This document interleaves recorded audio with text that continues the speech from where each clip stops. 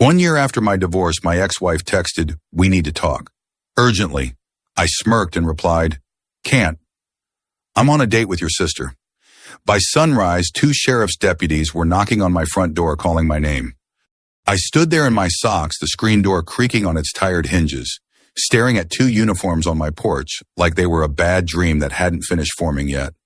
Ray Mercer, the taller deputy, asked, already holding a clipboard like he knew the answer.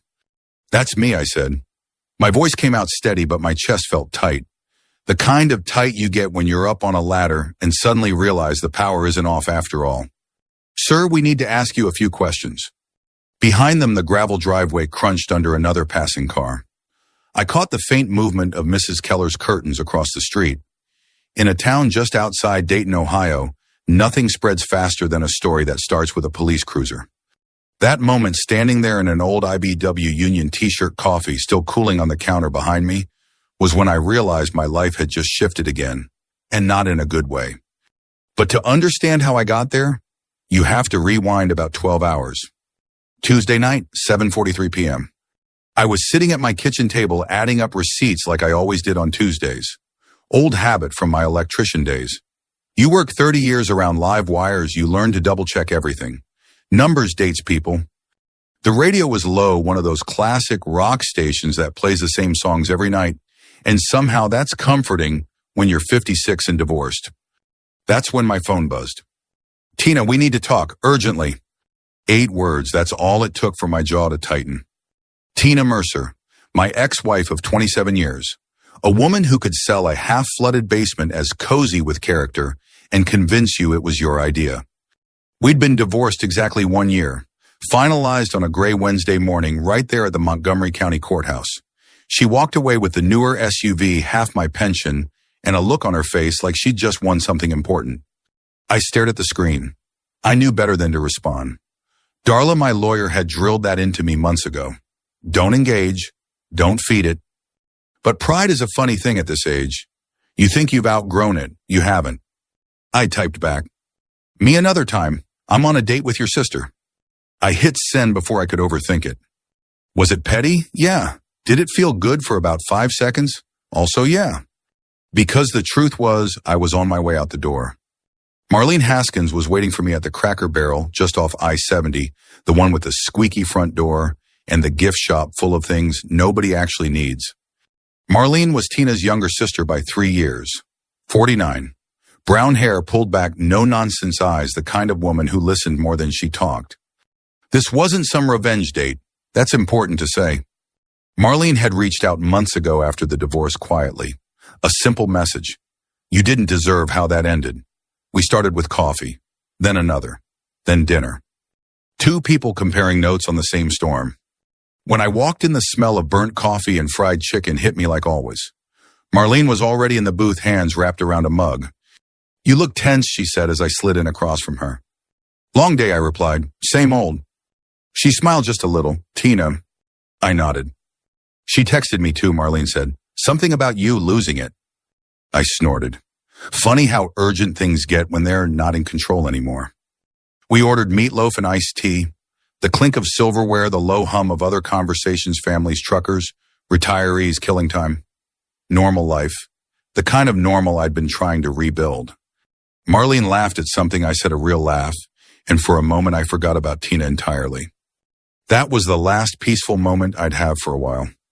When I got home that night, my phone was lit up like a Christmas tree. Missed calls, unknown numbers, a voicemail I didn't play. I shut the phone off and went to bed anyway. That was my second mistake. Wednesday morning, 6:18 a.m. The knock was firm, not aggressive, confident. I knew right away it wasn't a neighbor. I pulled on jeans, slipped into my socks, and opened the door. 2 deputies, brown uniforms, one older, one younger. The older one smelled faintly of aftershave and cold air. "Ray Mercer," he said. "Yes. Sir, we're here regarding a complaint filed last night." My stomach dropped. They didn't accuse me of anything outright. They didn't have to. Words like harassment and unwanted contact floated in the air like dust motes.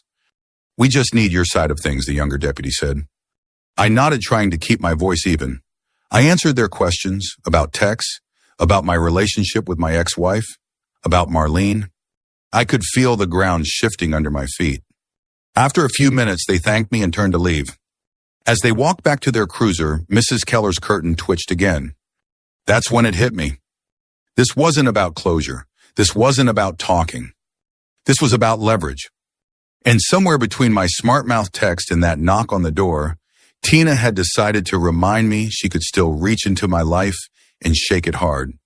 I stood there in the doorway long after the cruiser pulled away, thinking one thing over and over. What exactly did she tell them? And why now? I didn't go back to sleep after the deputies left. I stood at the kitchen sink staring out at the frost clinging to the edges of my driveway, listening to the old refrigerator kick on and off like it was thinking too hard about its job. My coffee had gone cold, but I drank it anyway. At my age, you learn not to waste things. By 8 o'clock, my phone was back on. 3 new texts from Tina. I didn't open them. Instead, I called Eddie Rourke. Eddie and I had worked side by side for nearly 20 years, pulling wire in factories, schools, hospitals, anywhere they needed electricity, and didn't mind paying union rates. He retired a year before I did, and somehow looked 10 years younger for it. He picked up on the second ring. Ray, he said, you sound like hell. Got a minute? For you always. I told him about the knock, about the complaint, about Tina. There was a pause on the line, the kind where you could almost hear the gears turning. You got a lawyer, Eddie asked. Had one for the divorce. Haven't talked to her in months. You need one now, he said. And not some billboard clown. You need someone who knows how small-town messes actually work. He gave me a name. Darla Nguyen. She's sharp, Eddie said. Doesn't scare easy. And she doesn't let people bluff. That was all I needed to hear. Darla's office sat between a closed nail salon and a dry cleaner that always smelled like starch and old perfume. The sign on the door was simple. No slogan. No smiling stock photo. Inside it was quiet. A faint hum from a copier in the back. The smell of paper and burnt coffee. Darla herself was in her late 40s, hair pulled back, reading glasses perched on her head. She didn't rush me. She didn't offer platitudes. She listened. I told her everything. The text, the date, the deputies.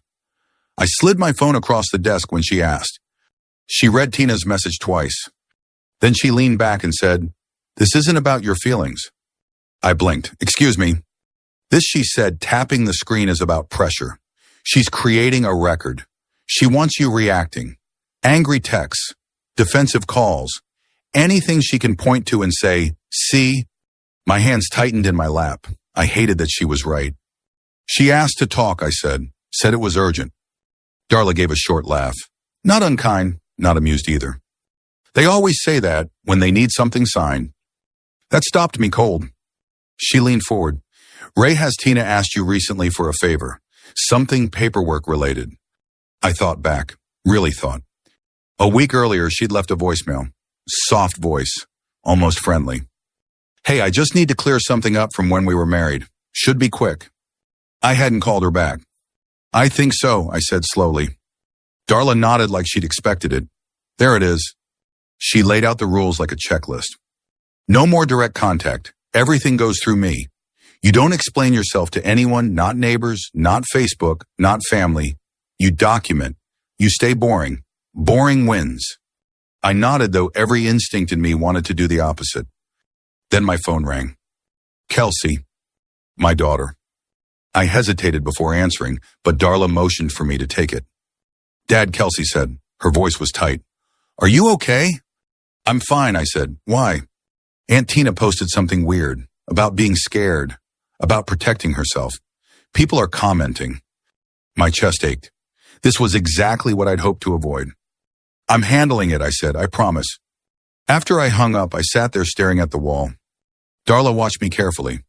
"This is the part that hurts," she said, "when it leaks into your kids' lives." I nodded. She knows exactly where to hit. Darla pulled a folder from her desk drawer. "Here's what I think is happening," she said. "Your ex is in trouble, real trouble, and she needs your name attached to something to get out of it." "What kind of trouble?" "Financial," Darla said. "Possibly legal. I'm going to start pulling records, but the timing lines up too well." I exhaled slowly. So this urgent talk was never about closure, Darla finished. It was about consent. I thought about Marlene. about the tired look in her eyes the night before. On my drive home, she called. "She's been calling everyone," Marlene said, "saying you're unstable, that you're trying to hurt her." I gripped the steering wheel. The familiar crack in the dash caught the sunlight just wrong. "I'm sorry," I said. "I never wanted you dragged into this." There was a pause. "Ray," she said quietly, "she's scared. I've never heard her like this." That should have comforted me. Instead, it made my skin crawl. That night, Darla emailed me one sentence. "She's going to escalate." I stared at the screen, the radio murmuring in the background, and realized something I hadn't fully accepted yet. Tina wasn't done with me. She was just getting started. By Thursday morning, the rumor had legs. I felt it before I saw it. When you live long enough in a place like ours, you develop a sense for when the air changes. It's in the way people pause half a second too long before speaking. It's in the way smiles stop reaching eyes. I pulled into the parking lot of my first inspection of the day, a small ranch house outside Fairborn, and sat in my truck for a moment, hands resting on the steering wheel. The radio was on low, some talk show, arguing about things that didn't affect me. I shut it off. My phone buzzed. An email notification. "Inspection canceled." No explanation, just canceled. I frowned and checked my calendar. That was $500 gone. Not pocket change, grocery money, utility money, peace of mind money. I scrolled. There it was. A brand new 1-star review. "Unprofessional, made me uncomfortable, would not recommend." My name wasn't slandered outright. That was the clever part. Just enough mud to make people wonder. My chest tightened hot and sharp. I could practically hear Tina's voice in my head. "I never said it was you, Ray." I wanted to fire back. Call the client. Post my side. Explain myself. Instead, I called Darla. "Don't touch it," she said immediately. "Screenshot it. Save the timestamp. That's all." "It's costing me work," I snapped. I know she said calm as ever, and that's exactly why you don't react. This is bait. I hung up and sat there longer than I should have. When I finally stepped out of the truck, I noticed something else. The neighbor across the street, an older guy washing his car, looked up, saw me, and looked away. That one hurt more than the review. By lunchtime, I'd lost 2 more appointments. I ended up at a diner I'd been going to since my apprenticeship days. Same cracked vinyl stools, same burnt toast smell. The waitress, Linda, poured my coffee without asking, then hesitated. "You okay, Ray?" she asked. I looked up. "Why?" She shifted her weight. "Just folks talking." There it was. I forced a smile. "I'm fine." She nodded, but it wasn't convincing. I stared into my coffee, watching the steam curl, and thought about how fast a reputation can unravel. I'd spent decades building mine, showing up on time, fixing what I said I'd fix, shaking hands and meaning it. And now it was slipping through my fingers because someone decided to whisper instead of talk. That afternoon, Marlene called. Her voice sounded tight. "She's telling people you're harassing her." I laughed once, sharp and humorless. Funny, considering she's the one blowing up my life. There was a pause. Then Marlene said something that caught me off guard. "Ray, how does she seem to know where you are?" She mentioned the diner, the inspection in Fairborn. I felt a flicker of doubt spark in my chest. It wasn't fair, I knew that, but doubt doesn't care about fairness. "Marlene," I said carefully, "are you talking to her?" Silence. Too long. My stomach sank. I didn't mean she started, then stopped herself. "I swear, Ray, I'm not feeding her anything. She still has access to old group chats, family, friends. She asks questions like she's worried." I closed my eyes and exhaled. Shame burned my cheeks. "I'm sorry," I said. "I shouldn't have asked like that." "I get it," she said quietly. "She makes everyone doubt themselves." That night, Darla called me herself. "I pulled your credit report," she said. "Ray, there's an account on here you didn't open." My heart stuttered. "What kind of account?" "A line of credit," she said. "Recent, substantial." I gripped the edge of the kitchen counter, the laminate cool under my fingers. "I didn't sign for anything," I said. "I know," Darla replied. "That's why we need to talk tomorrow." I hung up and stood there in the quiet house, the hum of the refrigerator suddenly loud. I thought about all the times Tina had pushed papers at me late at night. "Just sign, honey. I'll handle it." I was tired then. I trusted her. Now I wondered how many wires I'd let her live behind the walls. Darla didn't waste time easing me into it. She spread the papers across her desk the next morning, like a mechanic laying out broken parts. "Ray," she said, tapping one page, "this line of credit was opened 3 months ago. It's tied to an LLC your ex-wife was involved with, and it's attached to your name." I stared at the numbers. They didn't feel real. They felt like someone else's problem until I saw my own signature at the bottom of a scanned document. Or something that looked like it. "That's not my handwriting," I said. "I know," Darla replied, "but it's close enough to raise questions. Close enough to make lenders comfortable. Close enough to scare you." My hands started to shake. These were the same hands that used to strip insulation without nicking the copper. The same hands that never trembled on a ladder. Now they felt like they belonged to someone else. "She used an old authorization," Darla continued. "Something from when you were married. A document that gave her limited power to act on your behalf. It should have expired, but she leaned on it anyway." I swallowed hard. "So what does that mean?"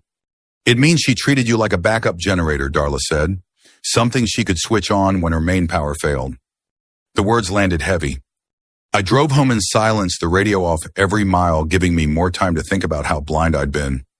The garage smelled like dust and motor oil. I pulled down boxes from the shelves, old tax folders, appliance manuals, binders Tina had labeled in her neat, slanted handwriting. I sneezed as a cloud of dust rose. My eyes burned. In the bottom of one box, I found it. A thin folder with Tina's brokerage letterhead. Inside were copies of old deeds, loan statements, and a faded authorization form I barely remembered signing years ago after a 16-hour shift. Just in case she'd said back then. I sat on the cold concrete floor and laughed softly, the sound hollow in my own ears. That night, Marlene came over. She stood in the doorway, unsure, like she didn't want to cross some invisible line. "She called me again," Marlene said. "Asked me to sign something. Said it would clear things up." My stomach turned. "Did you?" I asked. "No," she said firmly. "I told her no. And then she told me I was choosing sides." I nodded slowly. "You didn't choose sides. She did." Marlene's shoulders sagged, relief washing over her face. "I'm tired, Ray." "So am I," said. The next day, Darla laid out the plan. "No ambushes," she said. "No threats, no raised voices. We're going to let the paperwork talk." She explained it step by step. Subpoenas, records requests, timelines, dates and signatures stacked like bricks. "She has an event next week," Darla said.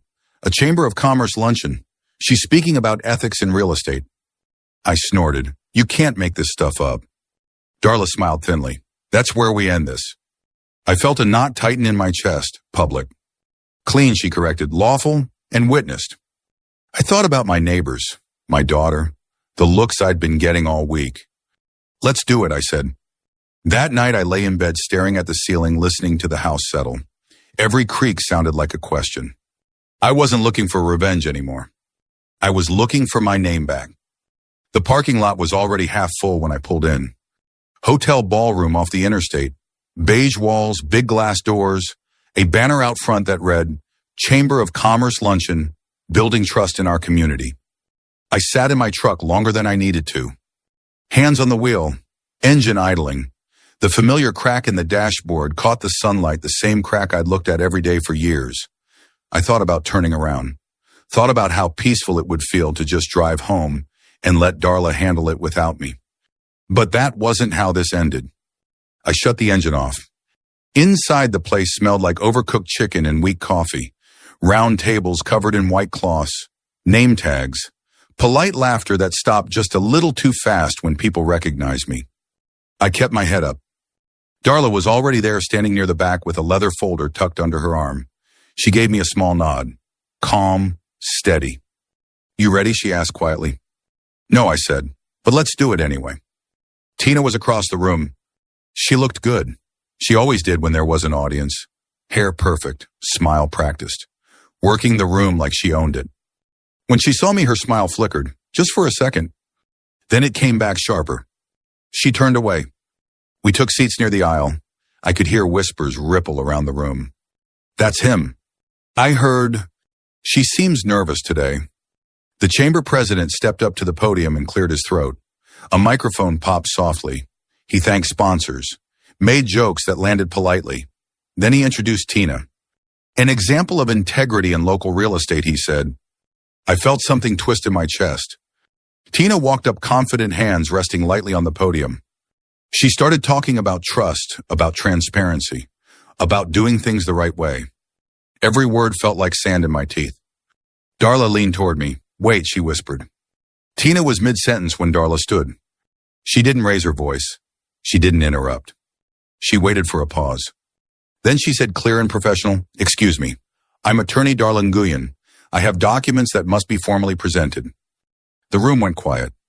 Paper rustled, chairs shifted. Tina froze. What is this? She asked, her voice tight. Darla walked forward and placed the folder on the podium. One page, then another. Dates, signatures, timelines.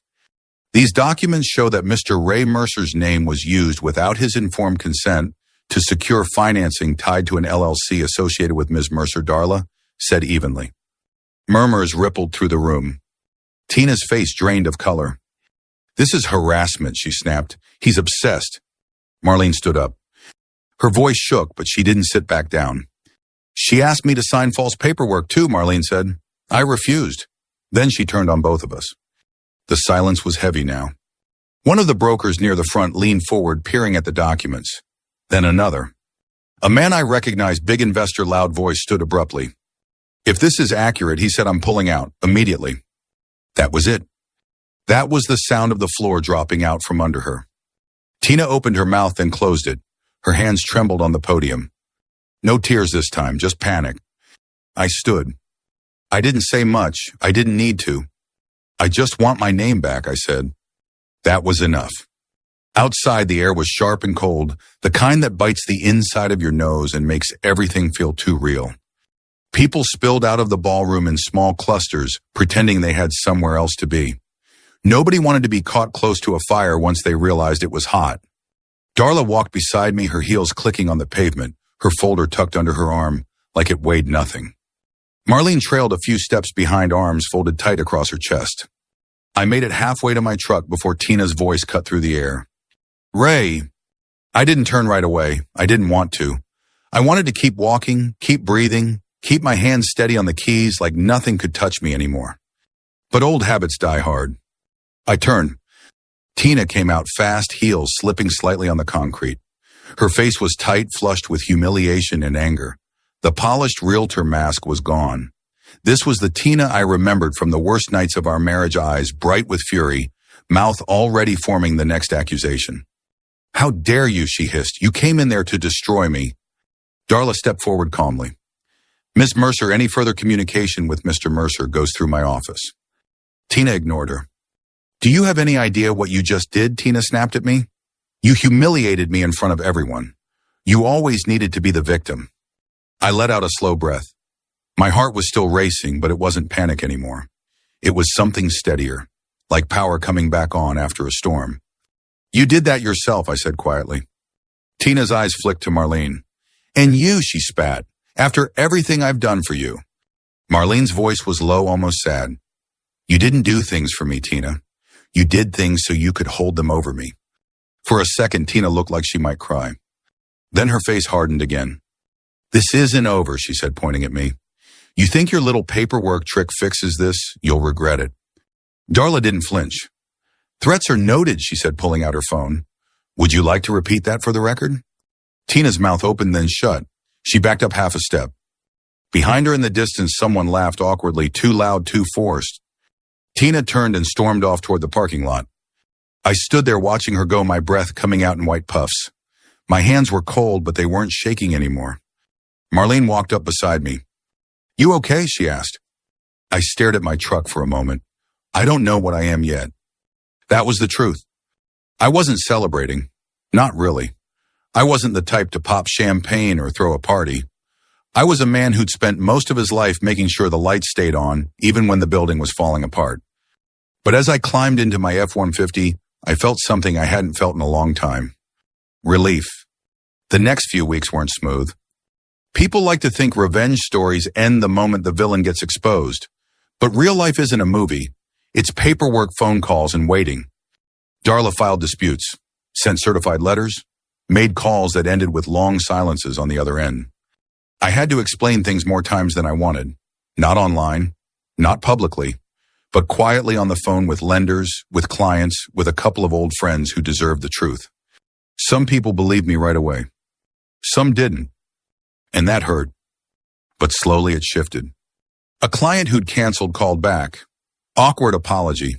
Guess I shouldn't have listened to Facebook. A new review popped up. Ray's honest. Caught a foundation crack the seller tried to hide. Saved us thousands. I read it twice. Then I sat in my kitchen and let my shoulders drop. One afternoon, Kelsey called again. Dad, she said, people are changing their tune. Aunt Tina's quiet. I smiled softly. Good. There was a pause. I'm proud of you, Kelsey said. You didn't lose your temper. I swallowed hard. I came close. Yeah, she said, but you didn't. After that call, I sat for a long time in silence, listening to the house settle, realizing how much I'd needed to hear those words. Marlene and I kept things simple. No grand declarations, no dramatic romance. Just coffee, dinners, quiet support. One rainy evening, we sat in the same diner where I'd eaten lunch during the worst of the rumors. Rain tapped the window in steady rhythm. The smell of bacon and fresh coffee filled the air. Marlene stirred her mug slowly. You ever regret texting her that thing she asked, half smiling? I chuckled every time I think about it. But she pressed. But I admitted it was the spark. It showed her she couldn't control me anymore. Marlene nodded, and it showed me I didn't have to keep being afraid of her. I looked at her, really looked at her, at the tired strength in her face, at the way she'd stood up in that ballroom, even though she was shaking. You helped, I said quietly. She shrugged, but her eyes softened. I told the truth, that's all. That's all. Funny how simple things become when you stop letting someone twist them. Here's what I learned, and I'll say it plain. At our age, revenge isn't about winning a screaming match. It isn't about humiliating someone for sport. It's about protecting what you have left your name, your peace, your future. I spent most of my life thinking if I worked hard and stayed quiet, things would work out. But silence isn't always strength. Sometimes silence is just giving someone room to lie. The truth, real truth, backed by dates and signatures and receipts, holds up better than any story someone tells on Facebook. And if there's one thing I hope you take from my mess, it's this. Don't let someone else write your story. Not at 30, not at 56, not ever. If you've ever had someone drag your name through the mud, I'd love to hear how you handled it. Share your story in the comments. Sometimes the best advice comes from folks who've lived it.